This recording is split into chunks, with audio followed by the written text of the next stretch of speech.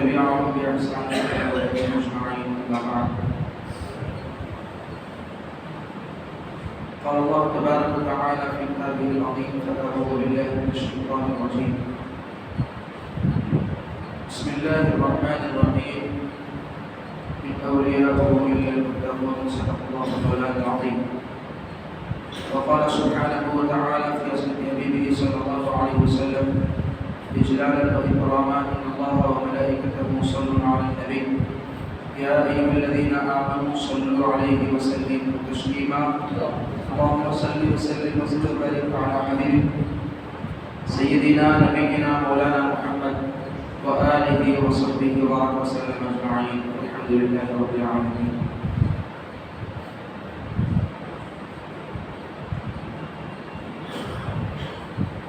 اللہ سبحانہ و تعالیٰ کا اتنا فضل و کرم ہے کہ اس نے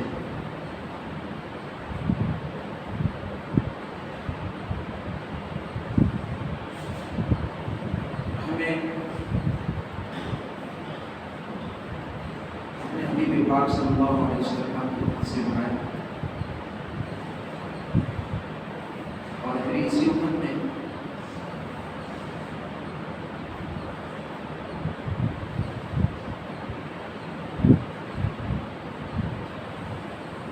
کئی ایسے چنندہ بندوں کو اللہ نے بھیجا جنہوں نے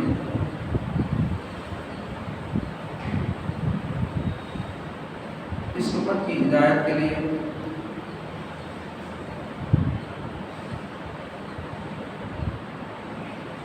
اپنی زندگی کو وقف کر دی.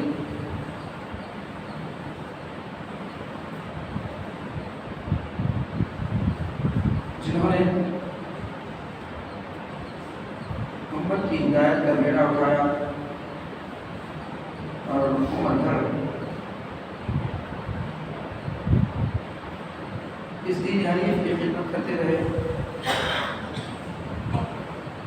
اور اس امت کو راہ راست پر لانے کی پوری کوشش کرتے رہے. وہ علماء صالحین بزرگان دین کی جماعت ہے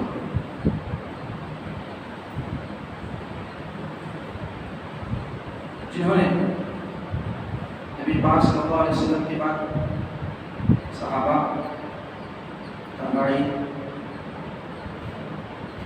محدثین صالحین جنہوں نے دین کی حفاظت اور دین کی شان کا کام کیا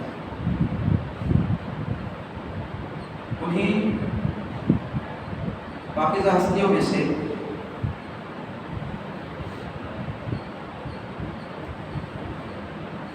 ایک ذات حضرت سید محمد حسین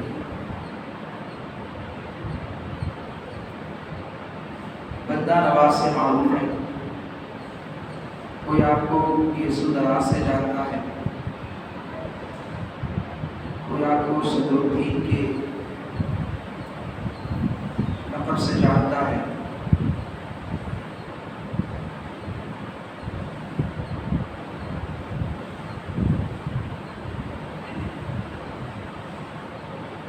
جو ہندوستان کے دکن کی سرزمین پر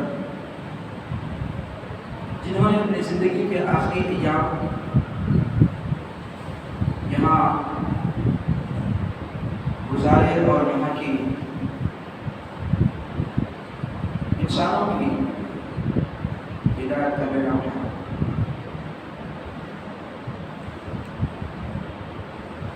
آج 16 ذی القعدہ ہے, شوال ذی القعدہ. اتفاق سے آج ہی آپ کے وصال کا دن ہے.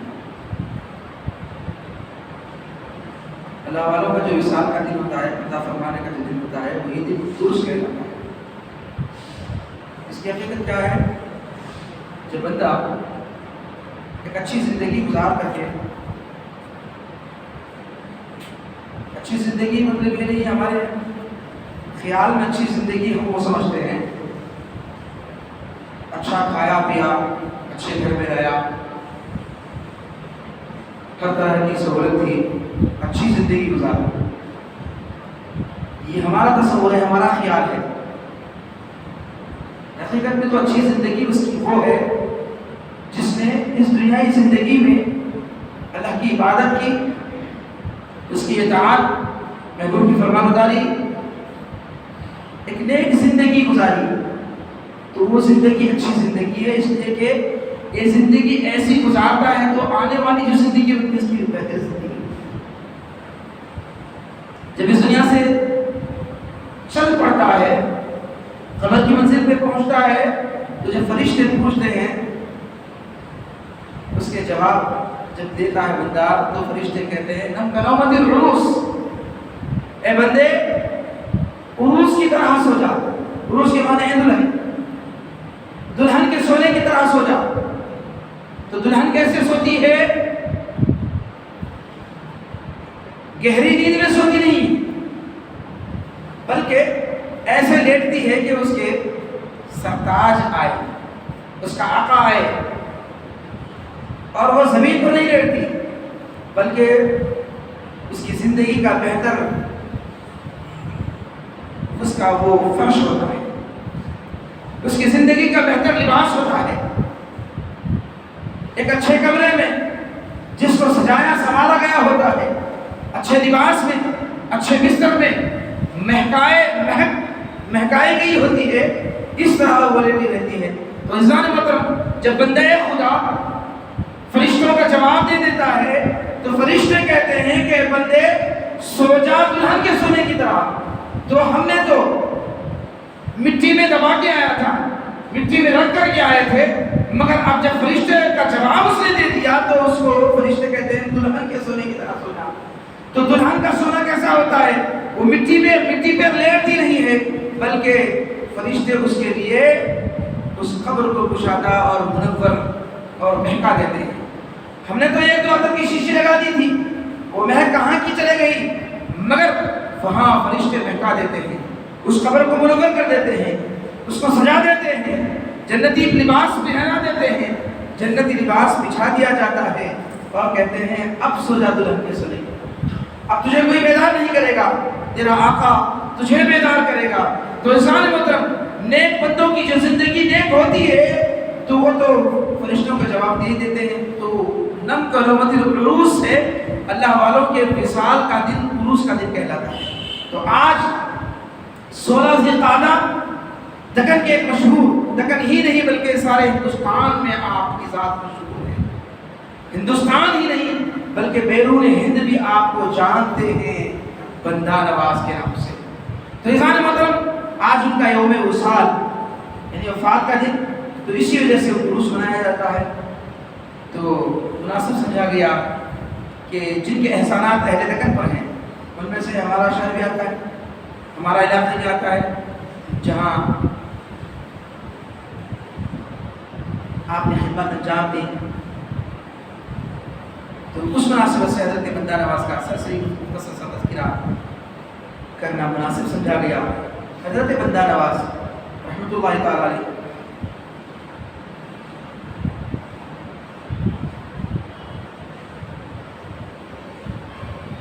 سرزمین دہلی میں 721 آج ہے 1443 یعنی آج سے تقریباً 722 سال پہلے 722 سال پہلے، اس لیے کہ آپ کی عمر 105 اور عرس منایا جا رہا ہے 618، یعنی بندہ نواز کا 618 عرس منایا جا رہا ہے. تو 721 ہجری میں آپ 4 رجب کو سرزمین دہلی میں ایک سید السادات گھرانے میں، اس لیے آپ سید سادات ہیں، سید السادات گھرانے میں آپ کی پیدائش ہوتی ہے. آپ کے والد محترم سید محمد یوسف حسینی رحمۃ اللہ تعالی علیہ اہل علم ہیں،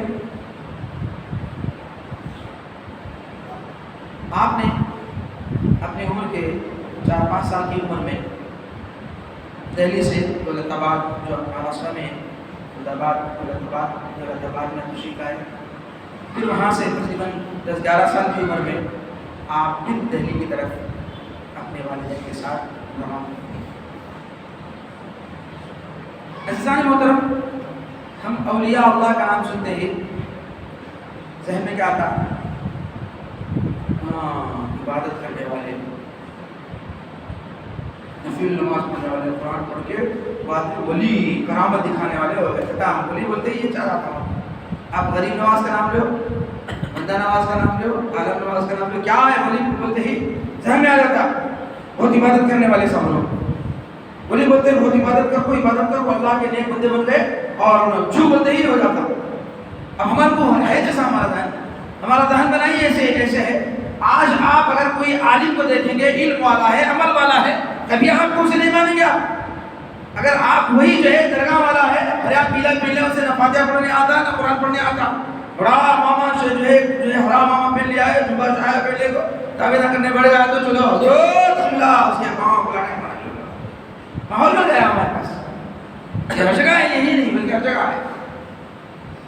اب نے پڑھتا کیا پڑھتا، اب کتنے کے ایسے مجھے کہ ہمیں تعویذہ تو دے رہا ہوں نے، اب ہو رہا نہیں ہو رہا اپنی جگہ، کیسے ہو رہا، کیا ہو رہا ہے. نماز کا وقت آتا ہے گول ہو گیا، خطاب بھی دکھتا نہیں نماز میں، نہ مسجد میں دکھتا، نہ 5 وقت میں کبھی 1 وقت دکھتا، نہ جمعہ کو کب تو بھی بڑی دقت آ گیا تو آ گیا. تو ہمارا ذہن یہ بیٹھ گیا ہے کہ اولیاء اللہ بولے تو عبادت کرنے والے. آج کے کچھ لوگ ختم ہو گیا معاملہ ہے.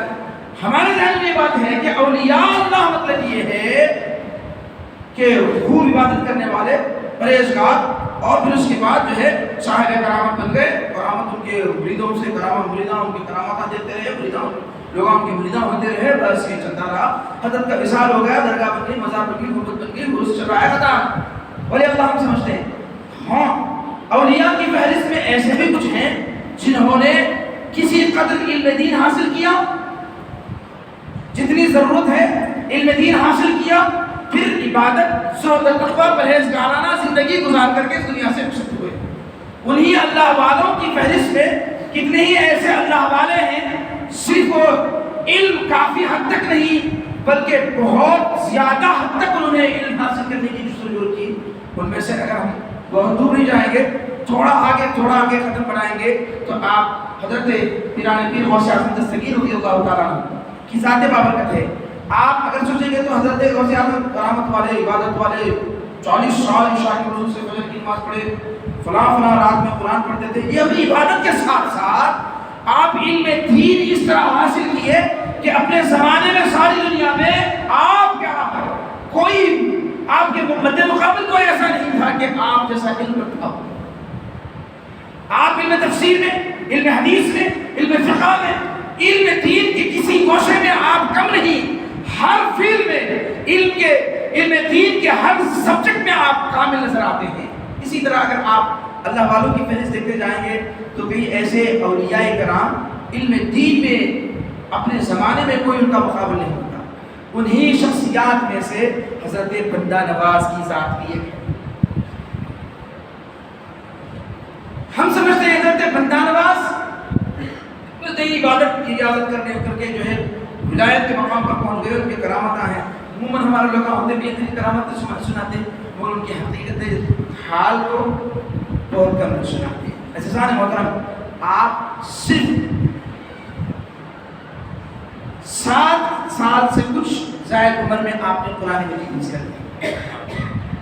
ہمارے پاس تو 7-8 سال کی عمر میں بچہ نازل قرآن نہیں پڑھتا. اب کسی کو زیادہ شوق ہے، زیادہ زور دیے تو 7-8 سال 9 سال میں قرآن نازل کرتا ہے، 10 سال. مگر آپ نے 7 سال چند مہینوں میں آپ نے قرآن مجید کے حافظ ہو گئے. پھر اس کے بعد علوم دین حاصل کرنے کے لیے ابتدا میں آپ نے اپنے والد سے اور اپنے نانا سے ابتدائی تعلیم حاصل کی. پھر اس کے بعد علماء کی طرف رجوع کیا. اس طرح آپ نے دین کا علم حاصل کیا. اور آدمی میں جب طلب ہوتی ہے، جب جستجو ہوتی ہے تو اسے ایسے اساتذہ مل ہی جاتے ہیں. اور جب استاد کے پاس پہنچتے ہیں، انہیں پڑھنا ہی نہیں چاہتا تو استاد پڑھائے گا کہاں سے؟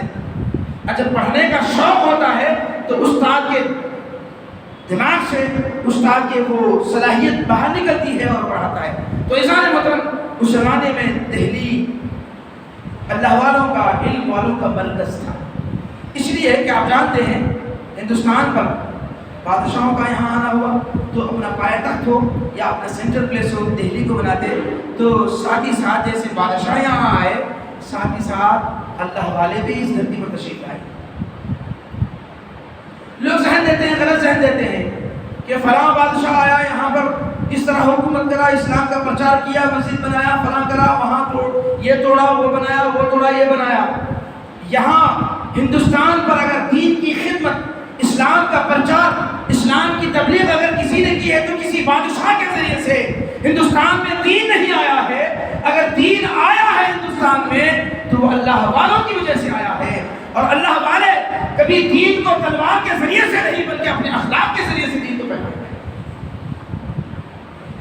آپ جانتے ہیں اس کو کہنے پر کوئی پیچھے ہٹتا نہیں کسی مکتب فکر کا عالم کہ حضرت غریب نواز جب ہندوستان تشریف لائے تو آپ کے ساتھ کوئی لشکر نہیں تھا، آپ کے ساتھ کوئی سپاہی نہیں تھے، آپ کے ساتھ کوئی ہتھیار نہیں تھا، بلکہ آپ چند اپنے عقیدت مندوں کے ساتھ ہندوستان تشریف لائے اور ہندوستان میں دین کا جو کام کیا۔ اب ہر ایک مکتب فکر کا عالم لکھتا ہے آپ کے ہاتھ پر 20 لاکھ یا 10 لاکھ، کم سے کم کسی نے کہا 5 لاکھ لوگوں نے دین اسلام کو قبول کیا۔ تو آپ نے تلوار کے سر سے، تلوار کی بنیاد بنا کر کے آپ نے اسلام کا پرچار نہیں کیا بلکہ اپنے اخلاق، محمد رسول اللہ کے اخلاق، ان کی تعلیمات کو جو لائے تھے، اسی تعلیمات، وہی کردار کے ساتھ اپنے دین کی دعوت دی۔ لوگ آپ کے تلوار نہیں بلکہ آپ کے اخلاق کو دیکھ کر دائرۂ اسلام میں داخل ہوتے ہیں۔ تو ایک ذہن دیا جاتا ہے کہ ہندوستان میں بادشاہ نے حکومت کی، ہندوستان میں جو ہے مسلمان بادشاہوں کے ذریعے سے اسلام پھیلا یا فلاں ہوا فلاں ہوا۔ اگر آپ دیکھتے ہیں تو بس یہی ہے کہ اگر آپ قطب مینار دیکھتے ہیں تو ان کی نشانی ہے، چار مینار دیکھتے ہیں تو ان کی نشانی ہے، تاج محل دیکھتے ہیں تو بادشاہ کی نشانی ہے۔ اللہ والوں کی نشانی اگر دیکھنا چاہتے ہو تو یہ جو مسلمان جو کردار، اسلام کا کردار، مصطفیٰ کا کردار لے کر جو چل رہے ہیں، یہ ان کی مرہون منت ہے، انہی کی کاوش ہے، انہی کی محنت ہے کہ وہ کوئی چار مینار، کوئی قطب مینار، کوئی لال قلعہ، کوئی تاج محل نہیں چھوڑے، بلکہ وہ انہوں نے یہاں دین کا پیغام چھوڑ کر کے گئے، قرآن کی تعلیم دے کر کے گئے، مصطفیٰ کی حدیث کی تعلیم دے کر کے گئے۔ عزیزان محترم، انہی میں سے حضرت بندہ نواز رحمۃ اللہ تعالیٰ علیہ تو دہلی کی سرزمین پر آپ نے آنکھ کھولی، وہیں تعلیم حاصل کی، وہیں اللہ والوں کی صحبت میں رہے۔ ایک وقت تھا آپ کا طالب علم کا زمانہ ہے، پڑھنے کا زمانہ ہے، ایک مسجد میں آپ بیٹھے ہوئے ہیں، کسی نے آ کر کے پوچھا کہ بابا، بچہ ہے بھی پڑھنے والا بچہ ہے، بچہ بابا تم نماز پڑھتے ہو تو نماز میں جب سجدے میں جاتے ہو تو پہلے ہاتھ ٹیکنا کہ گھٹنے ٹیکنا؟ اب ہم بھی مسجدوں کو دیکھتے ہیں، آپ بھی دیکھتے ہیں، ہم بھی نماز پڑھتے ہیں تو پہلے ہاتھ ٹیکنا گھٹنے ٹیکنا؟ تو حضرت نے بولا بھائی دلیل سے جواب دینا ہے اسے۔ اچھا بچہ بھی طالب علم ہے تو بولے کہ میں تو جو کتابیں پڑھ رہا ہوں اس میں بھی کہیں ہے اس کا تذکرہ میں نے دیکھا نہیں، میں تمہیں بعد میں بولتا ہوں، بعد میں بولتا ہوں۔ کچھ دیر گزرا، وہیں بیٹھے تھے ایک عظیم بزرگ نورانی چہرے والے، مسجد میں نمودار ہوئے، آپ نے کوئی نفل نماز پڑھی ہوگی، نماز پڑھے تو جب جیسے سجدے میں رکنے کے بعد سجدے میں جانا چاہتے ہیں تو پہلے گھٹنے ٹیکتے ہیں، پھر اس کے بعد ہاتھ ٹیکتے ہیں، سجدہ کرتے ہیں۔ دیکھا کہ یہ بزرگ جو کر رہے ہیں یہی عمل ہے، اگر کتاب میں مجھے بات ملا تو بولوں گا، مگر یہ بزرگ کا عمل غلط نہیں ہو سکتا، ان کا چہرہ بتا رہا ہے کہ یہ اللہ والے ہیں۔ تو اس شخص کو بلایا، کہا کہ میاں سجدے میں پہلے ہاتھ نہیں بلکہ دونوں گھٹنے ٹیکنا ہے۔ آج ہمارے پاس دیکھتے ہیں، آپ ایک موٹی بات بتا رہا ہوں، کبھی بھی آپ سنیوں کو نماز پڑھتے دیکھیں گے تو پہلے گھٹنے بعد میں ہاتھا، اگر کوئی پہلے ہاتھا ٹیکا تو سمجھو جو ہے ہٹا ہوا ہے، اور یہ طریقہ غلط ہے، کسی کتاب میں آپ دلیل نہیں لا ہی نہیں سکتے، کہیں سے بھی نہیں لا سکتے آپ، یعنی پھر ان کے وہ جو ہے ان کی جماعت میں ہوگا، ان کی کتاب میں ہوگا، کوئی سی کتاب میں بھی نہیں ہے۔ ہاں البتہ یہ کبھی کسی نے اگر پڑھا ہے تو پہلے گھٹنے ٹیک کر کے ہاتھ بعد میں زمین پر لگانے سے تھوڑی سی تکلیف ہوتی ہے تو ایسی صورت میں پہلے ہاتھ ٹیک دیے ہیں. وہ کیا کہ ایک صورت سے کبھی کسی نے کر دیا تو اسی کو اپنا لیا.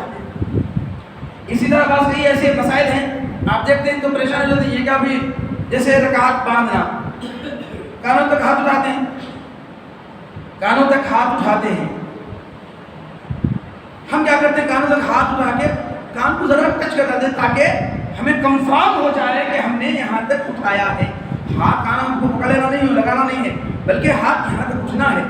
حسب منقبہ ہے, کندھے کے مقابل ہتھیلی یوں ہو جانا. تو اس طرح ہم اگر لگا دیں تو کنفرم ہو جاتے ہیں. اب آپ کو دیکھیں 5 لوگ ایسے ہاتھ اٹھا رہے ہیں مگر یوں کر رہے ہیں. ایک ہاتھ اٹھانا مسئلہ ہے, پھر اس کے بعد باندھنے کا بھی مسئلہ ہے.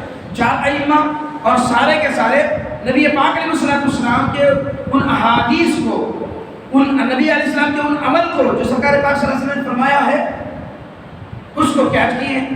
اب آپ کو زیادہ سے زیادہ حدیث ملیں گے ایک ناف کے نیچے ایک ناف کے اوپر. آپ پورا حدیث پاک کھا ڈالیں گے تو کہیں آپ کو سینے پہ بندھنے کے ہاتھ ملیں گے.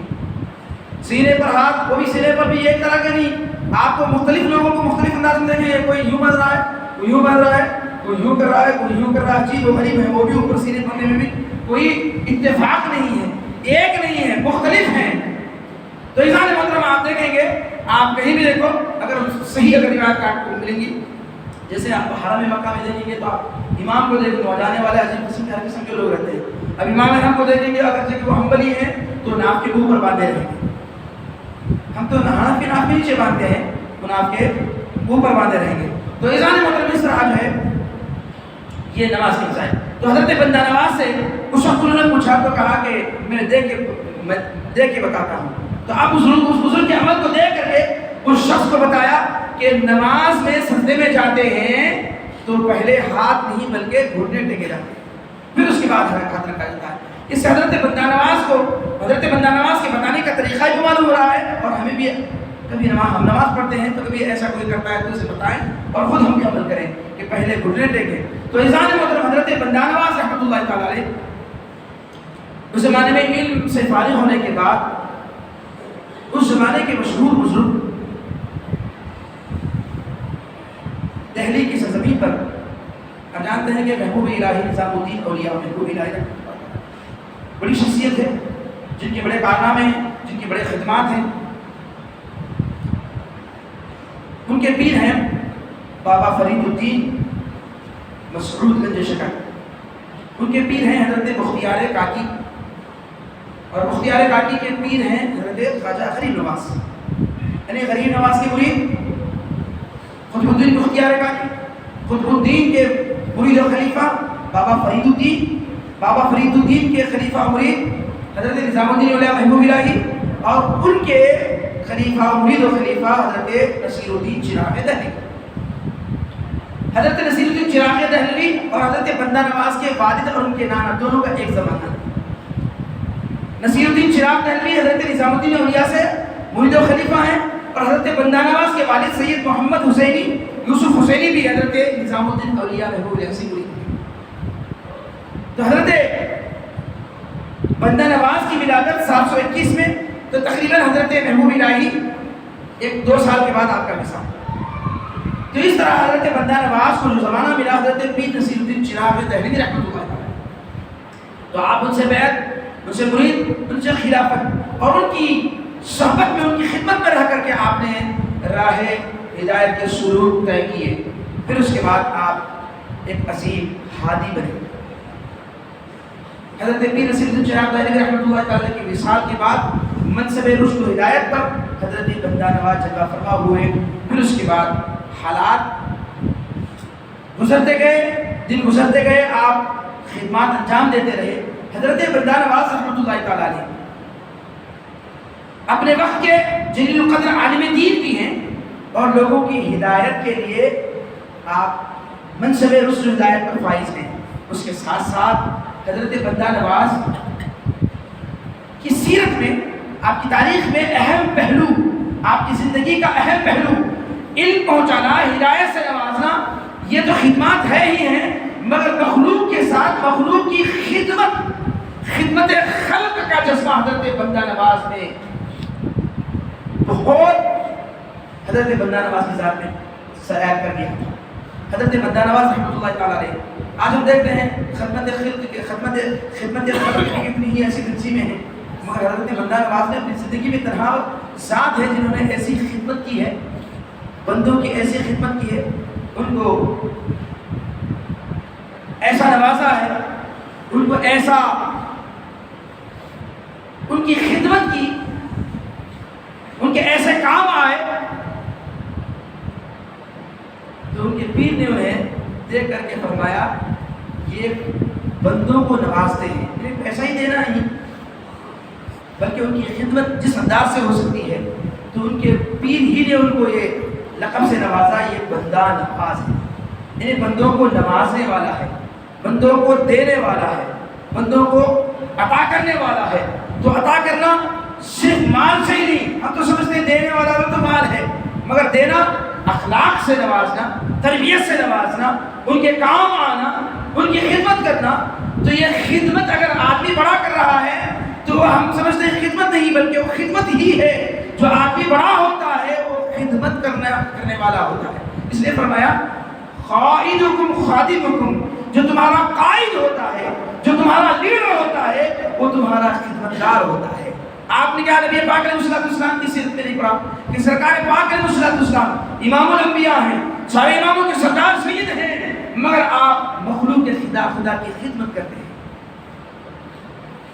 آپ ہی کے اس سیرت کو اپناتے ہوئے آپ نے کیا نہیں دیکھا حضرت ابوبکر صدیق نے مخلوق خدا کی خدمت کرتے ہیں. ایک وقت وہ بھی تھا حضرت فاروق اعظم رضی اللہ تعالیٰ عنہ ابوبکر صدیق کے وصال کے دوسرے تیسرے دن مدینے کے آبادی سے باہر چل رہے ہیں تو کیا دیکھتے ہیں کہ ایک چھوٹی سی جھونپڑی ہے، اس کے باہر ایک ضعیف ہے کہ وہ رو رہا ہے. قریب گئے کیا بات ہے کیوں رو رہا ہے؟ کہا کیا بات ہے؟ تو کہا میں ایک شخص کا انتظار کر رہا ہوں. تو آپ نے پوچھا وہ جس شخص کے انتظار میں تو رو رہا ہے، انتظار کر رہا ہے، وہ کون ہے، کیا نام ہے بتاؤ؟ میں شہر کے سارے لوگوں کو جانتا ہوں. تو اس نے کہا نام اس کا میں نہیں جانتا. پھر نام نہیں جانتا تو اتنی محبت اس کے ساتھ، اس کے نانے پر نہیں معلوم، اس کا نام تو نہیں معلوم، مگر وہ بہت ہی اچھا انسان ہے، وہ بہت اچھا انسان ہے. نہیں معلوم کہ کس مصیبت میں پھنسا ہے، کیا تکلیف اسے آ گھیری ہے، نہیں آیا 2-3 دن سے. تو مجھے بتاؤ تو صحیح اس کا نام، میں سب کو جانتا ہوں. تو کہا میں نے تو اسے کئی مرتبہ نام پوچھا مگر وہ نام بتاتا نہیں، کہتا کہ میں اللہ کا بندہ ہوں، اللہ کے بندوں کے کام آتا ہوں، اللہ کا بندہ اللہ کے بندوں کے کام آتا ہوں. تو کہا کیا کرتا؟ تو کہا وہ روزانہ میرے گھر آتا، میرے گھر کی صفائی کرتا، مجھے پاک و صاف کرتا، مجھے کھلاتا پلاتا، میرا خیال کرتا، پھر اس کے بعد وہاں سے روانہ ہو جاتا. میں نے پوچھا کہ اے بندے کتنا اچھا تو ہے، میری خدمت کرتا ہے، میرا خیال کرتا ہے، مجھے کھلاتا پلاتا ہے، میرے گھر کی صفائی کرتا ہے، اتنا اچھا بندہ ہے، تیرا نام بتا کیا ہے؟ تو بس ہمیشہ یہی کہتا کہ میں اللہ کا بندہ ہوں، اللہ کے بندوں کے کام آتا ہوں. تو حضرت فاروق نے اندازہ کر لیا کہ جب 3 دن سے نہیں آیا ہے تو 3 دن ہو گیا حضرت ابوبکر صدیق کا وصال. تو مصطفیٰ کی سیرت کو حضرت ابوبکر نے اپنایا، اسی سیرت کو حضرت فاروق اعظم خلیفۃ المسلمین ہے، سپر پاور ذات ہے، مگر آپ رات کو گشت کرتے ہیں، نیند کو چھوڑ دیتے ہیں. عبادت اپنی جگہ ہے، عبادت اپنی جگہ ہے، مگر رات میں گشت کر رہے ہیں کس لیے؟ کیا یہ گشت عبادت ہے؟ کہا عبادت نہیں مگر عبادت سے بہت بڑھ کر ہے. اس لیے کہ بندوں کی خدمت یہ حقوق اللہ، اللہ کی عبادت حقوق اللہ ہے، یہ بندوں کی خدمت حقوق العباد ہے. اللہ کو یہ بہت پسند ہے، اس لیے کہ اللہ کے یہ پروردہ ہیں، اللہ کی مخلوق ہے، ان کی خدمت اللہ کو بہت پسند ہے. تو فاروق اعظم نے بھی خلیفۃ المسلمین ہے، رات کو گشت کرتے ہیں، کوئی مصیبت زدہ تو نہیں ہے، کوئی تکلیف میں تو نہیں ہے، کوئی پریشان حال تو نہیں ہے کہ اس کی پریشانی کو دور کر دیا جائے. تو عزیزان محترم یہ وراثت میں حضرت بندہ نواز سید السادات ہیں، نبی کی وراثت میں ان کو ملی تھی کہ یہ بھی خدمت خلق کا جذبہ رکھتے تھے اور لوگوں کے ساتھ اچھا سلوک کرتے تھے، لوگوں کے کام آتے تھے. عزیزان محترم حضرت بندہ نواز ہیں. ایک شخص نے، آپ کے قریبی شخص نے ایک شخص سے کہا کہ تو تو آپ نے فرمایا یہ کیسا لفظ کہتے ہو؟ ہم تو آسان ہو گیا، ابھی تو بہت اچھا ہے، تو بولے تو عزت دے رہے میرے ساتھ۔ آپ نے فرمایا نہیں، اس کی بھی عزت نفس ہے، اسے تو نہ کہیں بلکہ آپ سے مخاطب کرے۔ اگرچہ کہ وہ ذلیل ہے، کمتر ہے، وہ کمتر ہے، وہ چھوٹا ہے، مگر پھر بھی اسے تمہیں اخلاق اجازت نہیں دیتے کہ تم کسی کو تو کے ذریعے سے بات کرو۔ تم کسی سے بات کرتے ہو تو کہو آپ۔ یہ حضرت بندہ نواز کے کردار ہے، یہ آپ کے اخلاق ہے۔ احسان محترم، وہ حضرت بندہ نواز ہیں جنہوں نے اپنی زندگی کے 80 سال سرزمین دہلی میں گزارے۔ پھر اس کے بعد آپ نے یہ اللہ والے جو چلتے ہیں، آپ دیکھیں گے آپ عالم نواز رحمۃ اللہ تعالیٰ نے کام والے صاحب پاکستان سے یہاں آئے تو پاکستان نہیں تھا، ہندوستانی اپنا ہندوستانی تھا، اب انہیں پاکستان تھا جب ہندوستانی اپنا ہی علاقہ تھا۔ کہاں ان کا شہر، کہاں ان کا گاؤں، کہاں ان کے اماں بابا، ان کے جو ہے والدین، ان کے بھائی برادری خاندان سب چھوڑ کے آئے۔ کیوں آئے؟ یہ آئے نہیں، آتے نہیں ہیں، اللہ والے آتے نہیں ہیں۔ قرآن پاک فرماتا ہے والمرسلات عرفا، یہ اللہ والوں کی جماعت ہوتی ہے۔ اللہ ان کی خدمت لینے کے لیے ان کو جہاں ان کی ضرورت ہوتی ہے ان کو بھیج دیتے ہیں، یہ آتے نہیں۔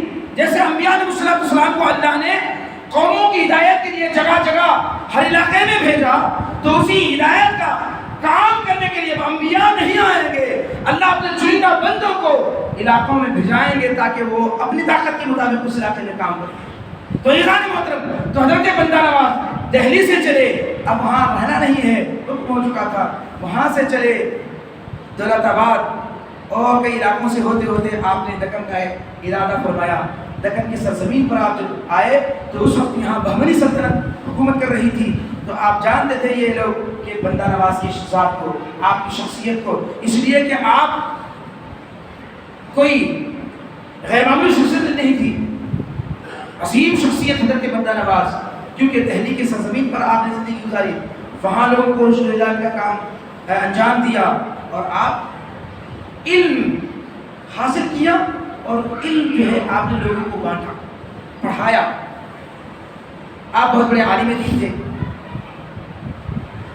آپ کے کچھ اقتباسات، یعنی آپ کی عمر 105 ہے تو آپ نے 100 کی زندگی میں 105 کتابیں لکھی ہیں۔ آج میں 105 تو کوئی کوئی خاص بات نہیں، لیکن 105 پہ تو نہیں، ہمارے مولانا بھی 200 کتابیں لکھی ہوتے ہیں، تمہارے 200 لکھے گئے تھے، ہمارے مولانا 300 لکھے دیتے ہیں۔ یہ جو ہے یہ آج کیا ہے، کتابیں ادھر کی کتابوں لکھ لینا، لکھنا کتاب، آج کا تو کتابوں کا زمانہ بھی ختم ہو گیا۔ اب عالمہ کتابیں پڑھتے نہیں، کتابیں بھی لکھتے نہیں۔ اب دیکھو کتابیں پہلے بکتے تھے آ کے لا کے 20 روپے 40 روپے 50 روپے کتابیں بکتے تھے، اب کتابیں بک رہی نہیں۔ کئی کو بولے تو ہر کتاب آپ کو اس میں مل جائے فون میں، اب عالم بھی کتابیں خریدتا نہیں، اب لکھنے والا بھی کیسا لکھے گا، کئی کو لکھیں گا بھائی جہاں سے بھی لکھو کیا فائدہ ہے، یہاں کتابیں مل جا رہی ہیں اس میں، اب وہ چھاپے گا بیچے گا، کیا بڑے مسائل ہیں۔ تو ایسا نہیں، مطلب وہ زمانہ ایسا نہیں تھا، بلکہ علماء اپنے علم کو لوگوں کے سینوں میں سما دیتے تھے، بہت کم ہوتا تھا لکھا جانا۔ حضرت بندہ نواز نے یہ کام انجام دیا، اور آج ان کے کتب ہمیں ملتے ہیں، تقریباً 40 سے زائد کتابیں جو چھپی ہوئی شکل میں ہمیں ملتے ہیں، اور مابقی کتابیں جو ہے وہ کتب خانے میں ایسے ہی جیسے آپ نے لکھا تھا ویسے ہی آپ کو ملتے ہیں۔ ان میں اقتباسات آپ نے لکھا کہ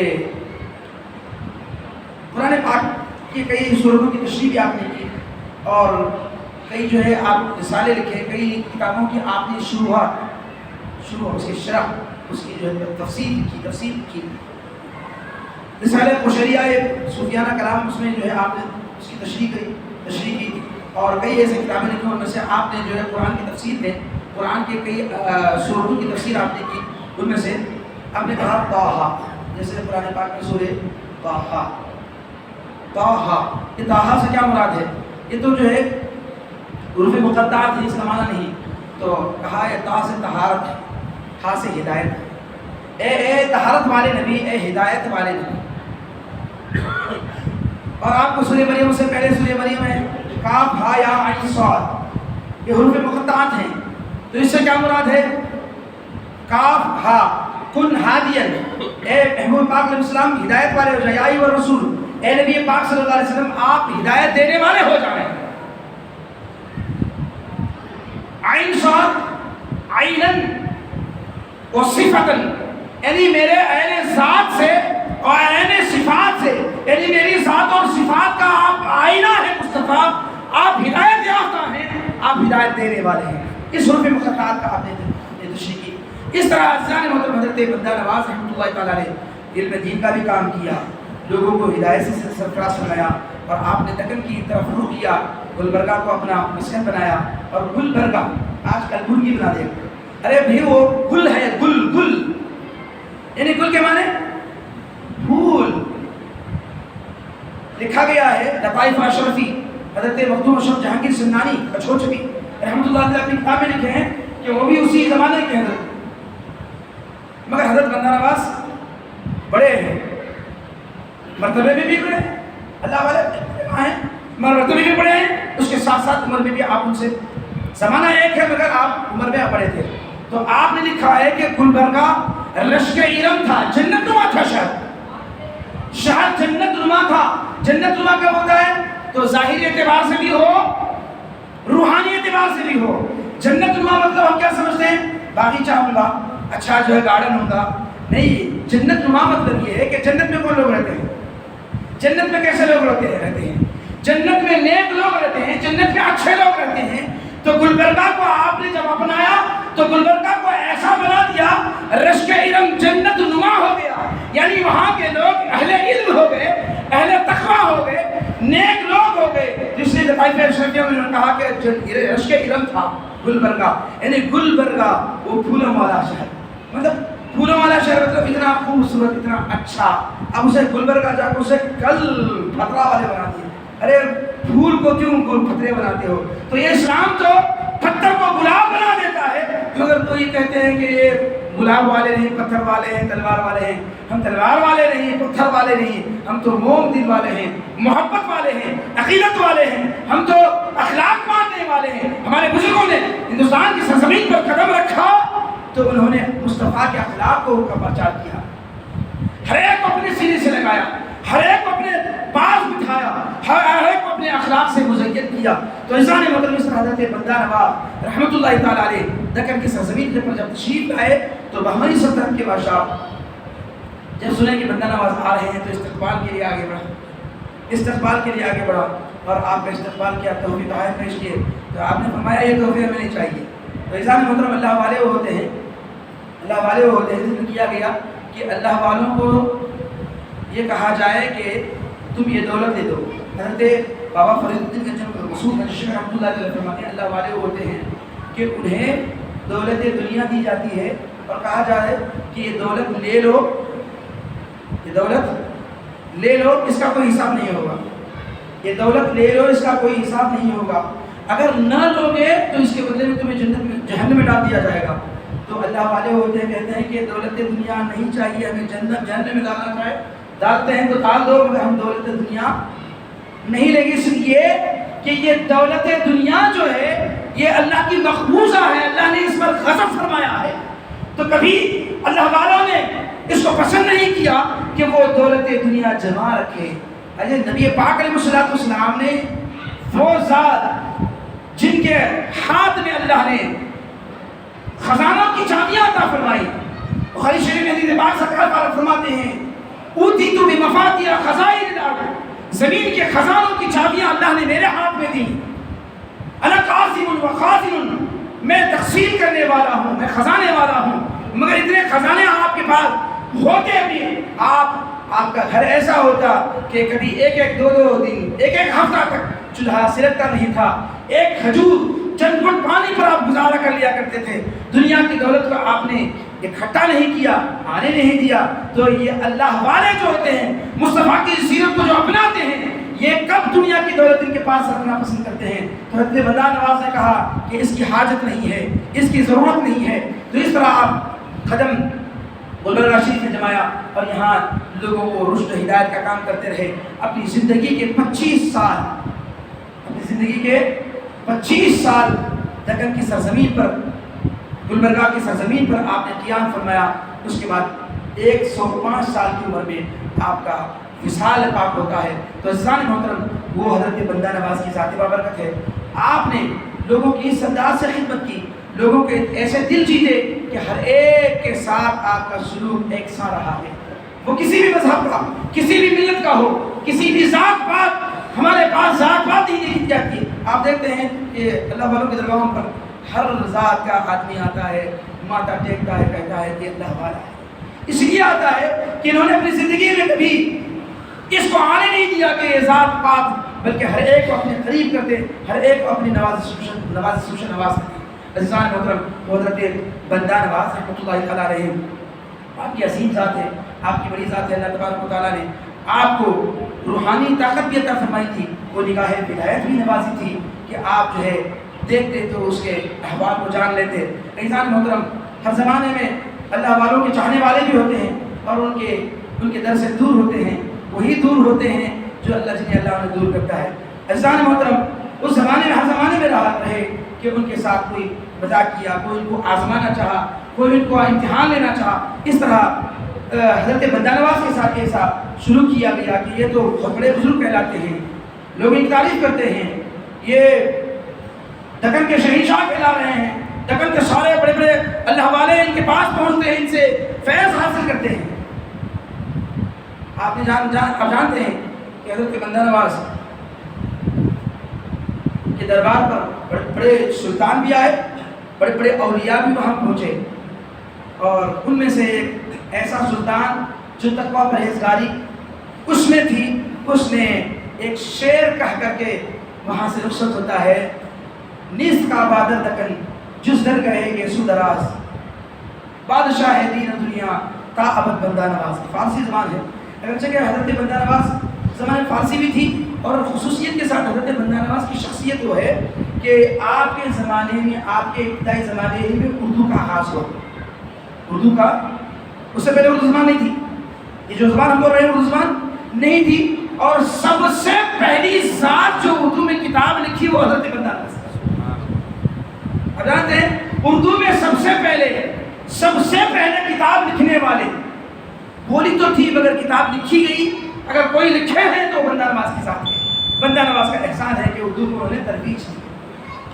تو حضرت بندہ نواز کی بارگاہ میں ارشاد کہا نیست کعبہ در دکن جز رہے گے سدرا. یہ دکن میں کعبہ تو نہیں ہے مگر ایک بندہ نواز کا آستانہ ہے. یہ ان لوگوں کے لیے وہ سے کم نہیں ہے، یعنی ایک مرکز ہے، ایک سینٹر مقام ہے جہاں سے اللہ کی خیرات بندہ نواز کے ہاتھوں سے بڑھتی ہے. یہ بارگاہ وہ بارگاہ ہے رہتی دنیا تک رہنے والی ہے. اس لیے کہ انہوں نے اپنے خاطر، اپنے خاندان کے لیے نہیں بلکہ اللہ کی خاطر، اللہ کے دین کی خاطر انہوں نے زندگی گزاری ہے. تو اللہ تبارک و تعالیٰ کا وعدہ ہے کہ بندہ تو اپنی زندگی میں رہتی اپنی زندگی تک تو نے میرا چرچا کیا، میرے دین کی خدمت کی ہے، تو رہتی دنیا تک تیرے نام کو باقی رکھیں گے. آج 618 سال گزر گئے، حضرت بندہ نواز کا نام باقی ہے، حضرت بندہ نواز کا آستانہ باقی ہے، ان کا ذکر باقی ہے، رہتی دنیا تک ان کا ذکر باقی رہے گا. تو انسان محترم آزمانے کے لیے آخری بات اپنی بات کو ختم کروں، آزمانے کے لیے کہ دیکھیں کہ ایک ایسے ولی ہیں، یہ کیا جانتے بھی ہیں کہ حقیقت ان کی ولایت میں ہے نہیں ہے. آزمانے کے لیے کوئی علم کے ذریعے سے آزماتا ہے، کوئی عمل کے ذریعے سے آزماتا ہے، کوئی کرامت کے ذریعے سے آزماتا ہے. تو شریروں کو آزمانے کا ایک بہانہ سدھرا تو انہوں نے ایک زندے آدمی کو لا کر کے ڈولی کو سلا دیا اور کہا کہ میاں تجھے سلا دیتے ہیں، اب ہم ان کو پاس لے جاتے ہیں، نماز جنازہ پڑھاؤ بولتے. انہوں نے نماز جنازہ پڑھا دے تو بولے گے کیا بولے جی اندر زندہ ہے تمہیں پڑھا لا رہے تو پتہ بھی معلوم نہیں ہے کیسے بولے تمہیں مذاق کر ڈالے گی. جیسے انہوں نے اللہ اکبر بولے تم اٹھ جانا، اللہ اکبر رکعت باندھی تم اٹھ جانا، ہمیں مذاق کر لیں گے ان کا. تو ایک مسئلہ بن سلا، آج بھی جوان بچوں کو ایسا ہوتا ہے مسئلہ بن سلا. تو سلا دیا، اس کے بعد ڈولی میں بٹھایا، سلا کے ڈولی اٹھا لے کے لائے، آ کے بولے حضرت بندہ نواز کو بولے کہ حضرت جنازہ پڑھا دے. تو بولے حضرت بولے کہ جنازہ مردوں کا پڑھایا جاتا، زندوں کا نہیں پڑھایا جاتا. زندوں کو نہیں پڑھایا جاتا، نگاہ ولایت ہے، زندوں کا نہیں پڑھایا جاتا، مردوں کا پڑھایا جاتا. لے جاؤ. تو کہا نہیں حضرت مردہ ہی ہے پڑھاؤ. نہیں جاؤ. تو اصرار کیے، وہ انکار کرتے رہے. اچھا ٹھیک ہے پڑھانا، چلو لاؤ. اللہ اکبر، ایک تکبیر اٹھتا سمجھا، اٹھانے میں 2 تکبیر ہو گئے، 3 تکبیر ہو گئے، 4 تکبیر ہو گئے، السلام علیکم السلام علیکم. اب دعا کے لیے ہاتھ اٹھانا اٹھتا نہیں ہے، پھر پریشان ہو گئے کیا ہوا دیکھا تو مر گیا. اس لیے اللہ والوں کے ساتھ، اللہ والوں کے ساتھ مذاق نہیں کیا جائے، اس لیے کہ وہ کسی دنیا والا نہیں، وہ اللہ والا ہوتا ہے. اللہ اس کے ہوتا ہے. جب وہ مرا ہے تو ان کی زبان حدیث پاک میں نا ان کی زبان جو چلتی ہے وہ نہیں ہوتی بلکہ اللہ کی زبان، اللہ کا کلام ہوتا ہے. جب کہا تم نے مرا ہے تو چلو مرا ہے تم پڑھائی دیں گے، مرا ہے تو مر ہی گیا. تو جب منت سماعت کرنے لگے، نگرانے لگے تو آپ نے کہا چلو اٹھ جا، تو اٹھ گیا. تو انسان مطلب یہ ہوتا ہے. تو اب بولے کہ کیسا مرا کیسا زندہ ہوا؟ اب بولے اللہ اپنے اپنوں کو اختیار دیتا ہے. حضرت عیسیٰ مردوں کو زندہ کر دیتے، مردوں کو زندہ کر دیتے، اللہ اختیار دیتا ہے مرنے والوں کو. تو میرا عزیزان محترم، یہ حضرت بندہ نواز ہیں. حضرت بندہ نواز کے نصائح میں سے اب آپ کو بتائیں گے تو وقت ہو جائے گا. حضرت بندہ نواز فرماتے ہیں حاسبوا قبل ان تحاسبوا، تم اپنا خود حساب کرو تمہارا حساب لینے سے پہلے. میں نے کیا کیا، مجھے کیا کرنا چاہیے تھا، میں نے کیا نہیں کیا، کیا کرنا چاہیے، میں نے کیا کیا ہے، اس کو کیسا مٹایا جائے. جیسے ہم ایک تاجر اپنا حساب کرتا ہے، کتنا منافع ہوا، کتنا فائدہ ہوا، کتنا خرچ ہوا. یہ تو دنیا کی پراپرٹی، دنیا کی دولت میں حساب کر رہا ہے. بندے تیرا سفر آخرت کا سفر لمبا ہے، وہاں تجھے ہمیشہ رہنا ہے. یہاں جو کر رہا ہے اس کا حساب کر، اس سے پہلے کہ تیرا وہاں حساب لیا جائے. اور آپ فرماتے ہیں اے اللہ کے بندو وقت کی قدر کرو، وقت کی قدر کرو.